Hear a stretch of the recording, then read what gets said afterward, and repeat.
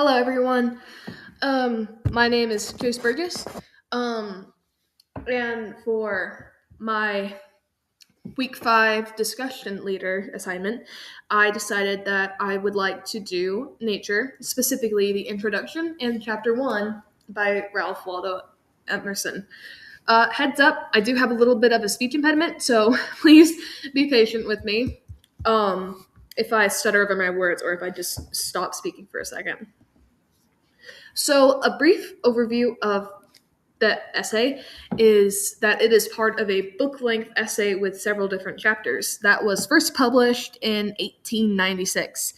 A brief introduction of the intro, a brief summary of the intro and of chapter 1 is pretty much about how nature helps us think deeper, helps us feel more, and helps us understand our lives better. Nature is also meaningful and important. And by connecting and paying attention to it, we learn more about life and ourselves. This piece does not have any characters. The key speaker is Emerson himself. Um, let's continue. So, some cultural context behind this is that nature is a philosophical essay that really breaks tradition. When someone thinks of a typical essay, you usually think about how it is straightforward and logical and doesn't really beat around the bush. When I think of an essay, I think of a straight arrow or a straight road or ruler. I think about something, straightforward. Excuse me. And while this essay does have a lot of really strong and solid points and, does have some logic behind it, it's very poetic and very symbolic. And because of that, it was not very popular when it was first released and published. The average readers, like you and I, a lot of them found it very difficult to understand. And some critics even found it hard to understand.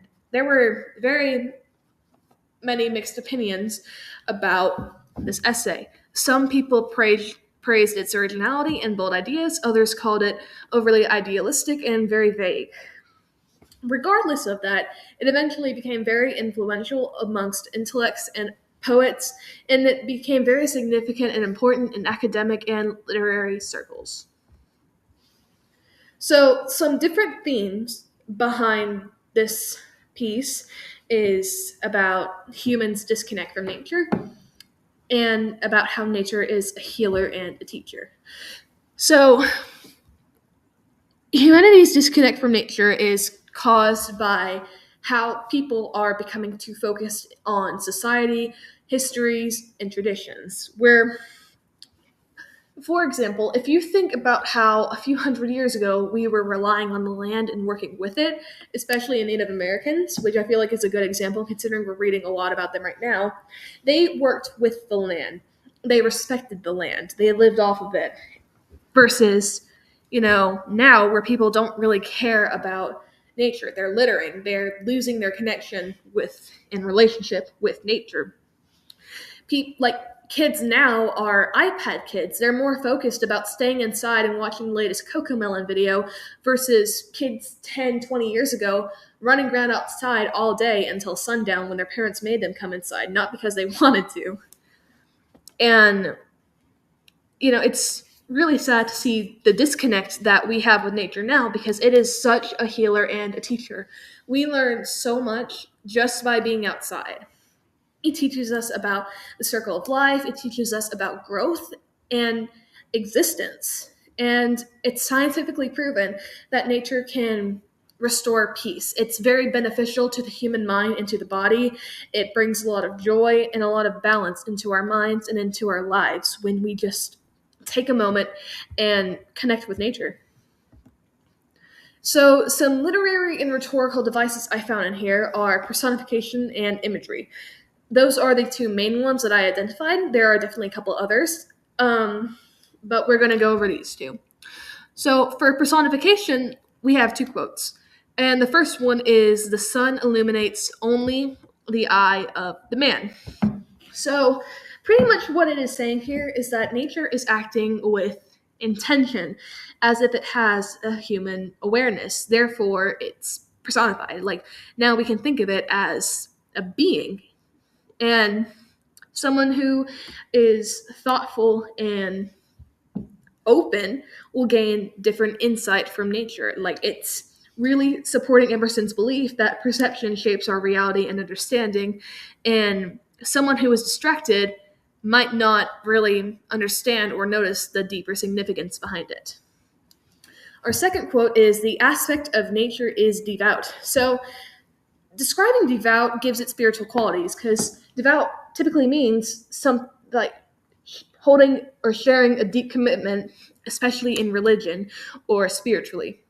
So this is implying that nature itself seems sacred, encouraging humans to awe and like be in awe of it and to respect it, which supports his belief that nature can really inspire spiritual reflection within ourselves. Um, and it also makes me think about how nature just isn't simply inanimate objects, but it's a living conscious entity which also personifies it. It acts with humility and it acts with purpose, much like a religious person, which also supports the spiritual and religious themes in the word devout on its own. So, moving on to imagery, we have our first quote, which is standing on the bare ground, all mean egotism vanishes. So now we're physically in nature. We are standing on a beach, feeling the waves on our feet. Where, for me, I see myself in a giant open clearing, standing on a bed of moss. And for some of you, maybe you're at the top of a tree. Maybe you're on Mount Everest. Maybe you're standing at the edge of a riverbed. But this puts us into nature. We're standing on the bare ground somewhere. And this scene suggests that just simply being in nature, simply being in its presence, helps people let go of selfish concerns. Like it helps us feel connected to something larger than ourselves. And it also suggests spiritual and emotional renewal in ourselves. Finally, for my last quote, we have in the woods, we return to reason and faith. These woods help create a mental picture of retreat and of calmness. It suggests that the simple presence of nature is just restoring, is just healing. It restores our mind to a sense of balance and it heals us spiritually. It helps us reconnect with reasonable thought and rational thought and spiritual confidence, and for some people maybe faith in the world itself.